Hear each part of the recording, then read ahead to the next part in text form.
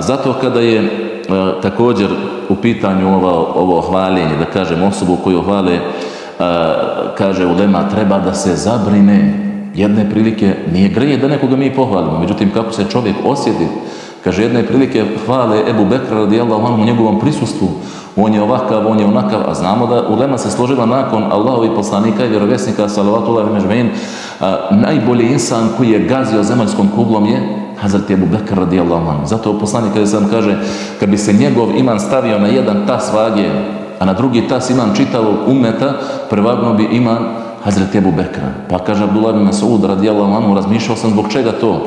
I onda sam došao do zaključka zbog čistoće njegovog srca i duše. Nije mislio zlo muslimanima, nije mrzio, nije bio ohol i tako dalje. Međutim, kaže se Ebu Bekr zaplakao, oni ga hvalom zaplakao i kaže Allahu moj, i ti i ja dobro znamo da ja nisam baš toliko dobar.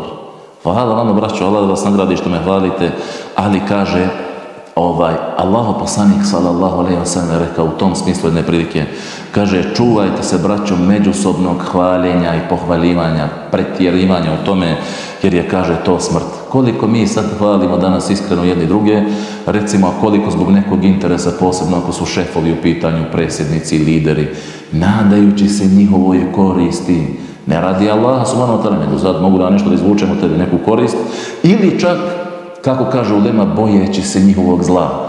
Kaže, ljudi će pred sudnji dan davati poklone pretpostavljenima da ih malo onako dobrovolje, bojeći se njihovog zla, da ih ne istjera s posla, da im tamo nešto ne napravi u biznisu ili na bilo koji način, ako može, da im naudi.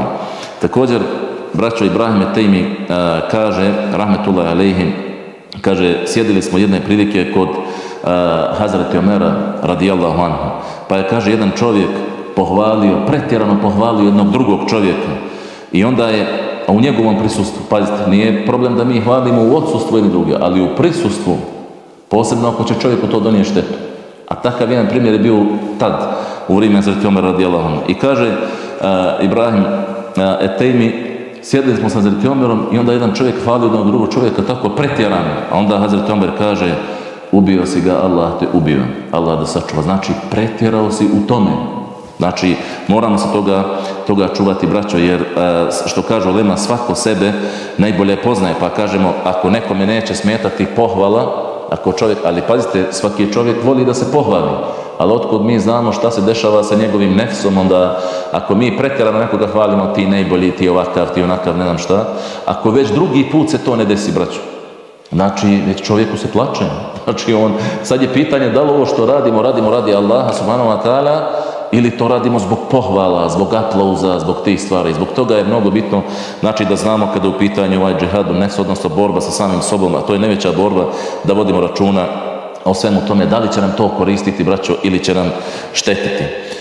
Također, najgore je, kaže ulema, pored svega ovoga navedenog, najgore je lično, znači promovisanje i lično hvaljenje, a mnogi ljudi, braćo, boluju od toga.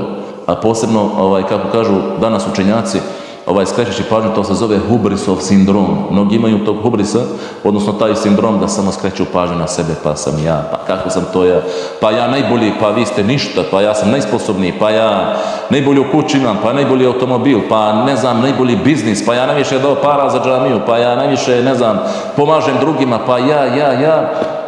Ulema kaže, to se zove apoteoza sebe ili jahkanje, uzdizanje sebe, neuzubila. A to su veoma, veoma opasne stvari, jer Ibn Tejmije, rahmetullahi alejhi, kaže, insan time čini širk. Kaže, ima jedna stvar, rijalukom, to je pretvaranjem da nas vide drugi ljudi, pa time pripisujemo Allahu drugu. Ne zbog Allaha. Sad je seđada, kad nema niko 10 dinara. Vide ljudi, ajde, ja ću 10 eura, nek se vidi da sam ja najviše dao. Primjera radi. Nećemo ulaziti ni u čiji nijet, nego mi gledamo šta je, razmišljajmo o ovome, braću. A s druge strane, kaže, širk neka čini čovjek samim sobom, uzdižući sebe, negirajući Allahove blagodati, da je to sve od Allaha subhanahu wa ta'ala, već pripisujemo to sebi, kako sam sve to ja, pa sam ja. A znamo ko je prvi, kako stoji u Kur'anu, rekao, ene hajru minhu neuzubila. Iblis, kada je Ganem rekao za Adema a.s. ja sam bolji od njega.